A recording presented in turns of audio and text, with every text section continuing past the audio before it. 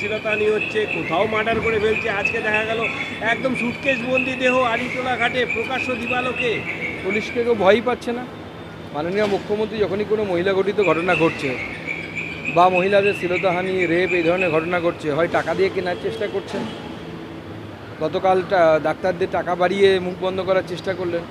সব কিছু টাকা আর উনি সিভিক ভলেন্টিয়ারের চাকরি বা হোমগার্ডের চাকরি দিয়ে সব ধামাচাপা দেওয়ার চেষ্টা করছেন। স্বাভাবিকভাবে রাজ্যের আইন শৃঙ্খলা পরিস্থিতি ভয়ঙ্কর হচ্ছে, ভয়ঙ্কর থেকে ভয়ঙ্করতম হচ্ছে। মহিলারা মোটেও সুরক্ষিত নয়। এখানে আমরা বারবার বলে আসছি, একের পর এক ঘটনা, হাইরিটোলা হোক, সল্টলেক হোক, উত্তরবঙ্গের সেই মহিলাকে নগ্ন করে ঘোরানোর ঘটনা হোক, আরজিকরের মহিলার ঘটনা হোক বা সন্দেশখালীর ঘটনা হোক, একের পর এক ঘটনা ঘটছে। ডাক্তারদের বেতন ভাতা বৃদ্ধি, মেদিনীপুরে জুনিয়র ডাক্তারদের সাসপেনশন প্রত্যাহার, সিনিয়রদের প্রাইভেট প্র্যাকটিসের গণ্ডি 20 থেকে বেড়ে 30 কিলোমিটার। এবং তিলোত্তমা কাণ্ডের পর ডাক্তারদের ক্ষোভ প্রশমনের জন্য মুখ্যমন্ত্রী এই ধরনের একদম এটা ক্রাইসিস ম্যানেজমেন্টের জন্য মুখ্যমন্ত্রী দেখেছিলেন যে ডাক্তারদের মধ্যে একটা বিরাট ক্ষোভের সঞ্চার হয়েছিল।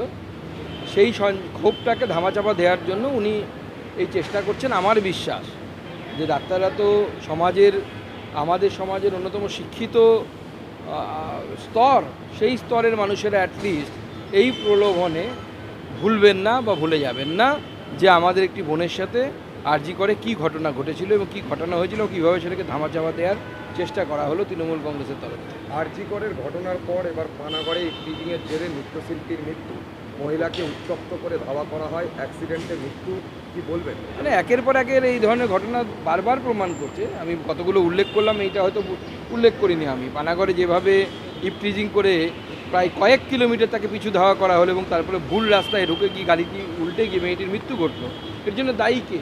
কেন ন্যাশনাল হাইওয়েতে এতক্ষণে কোনো পুলিশ ভ্যানের দেখা পাওয়া গেল না?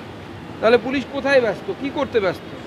পশ্চিমবঙ্গে তার কুম্ভ হচ্ছে না যে সব পুলিশ কুম্ভ সামলাতে ব্যস্ত হয়ে গেছে? তখন তো মুখ্যমন্ত্রী বড় বড় কথা বলতেন। এখন কেন আপনার পুলিশ রাস্তার মহিলাদেরকে সুরক্ষা দিতে পারছে না? সুটকেসে বন্ধ হয়ে তাদেরকে পড়ে থাকতে হচ্ছে, কখনো গাড়ি উল্টে মারা যাচ্ছে, কখনো শ্লীলতাহানি হচ্ছে, কখনো বৃদ্ধা মহিলা হাড় ছিনতাই হয়ে যাওয়ার পর বলছে পুলিশের কাছে গিয়ে কি হবে, আরজি করে কি হবে। এই অবস্থার নগ্ন রূপের একটি নিদর্শন আপনারা পেয়েছেন।